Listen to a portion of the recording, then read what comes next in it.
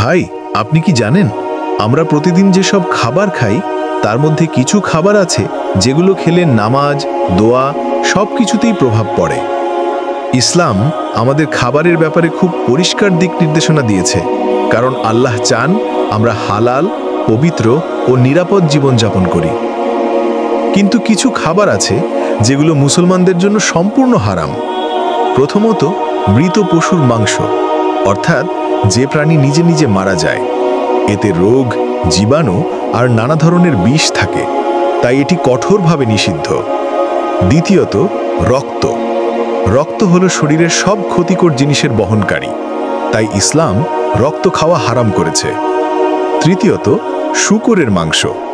এই মাংস অপবিত্র এবং শরীরের জন্য অত্যন্ত ক্ষতিকর, এটি আল্লাহ স্পষ্টভাবে নিষিদ্ধ করেছেন।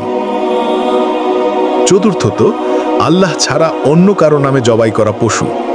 যদি কোনো পশু মূর্তির নাম বা অন্য দেবতার নামে জবাই হয় তা মুসলমানের জন্য হালাল নয়।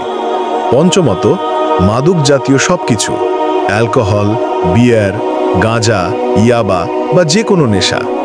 নেশা মানুষের বুদ্ধি নষ্ট করে দেয়, আর আল্লাহ বলেন নেশা শয়তানের অস্ত্র। আরও আছে কিছু নিয়ম। যেসব পশু নখ বা দাঁত দিয়ে মারা হয়, শিকারী প্রাণীর কামড়ে মারা পশু বা আগুনে পুড়ে মারা পশু, এসবও হালাল নয়। একদিন এক সাহাবী রাসূল সাল্লাল্লাহু আলাইহি ওয়াসাল্লামকে জিজ্ঞেস করলেন, ইয়া রাসূল আল্লাহ, এসব খাবার কেন হারাম? রাসূল সাল্লাল্লাহু আলাইহি ওয়াসাল্লাম বললেন, যেগুলো মানুষের শরীর, মন আর ঈমান নষ্ট করে সেগুলো আল্লাহ হারাম করেছেন। তাই আমাদের দায়িত্ব হলো হালাল, পবিত্র আর নিরাপদ খাবার খাওয়া, কারণ হালাল খাবার শুধু শরীরকে শক্ত করে না, বরং আমাদের নামাজ, দোয়া আর ইবাদত গ্রহণযোগ্য করে তোলে। আল্লাহ আমাদের সবাইকে হালাল খাবার খাওয়ার তৌফিক দিন। আমিন।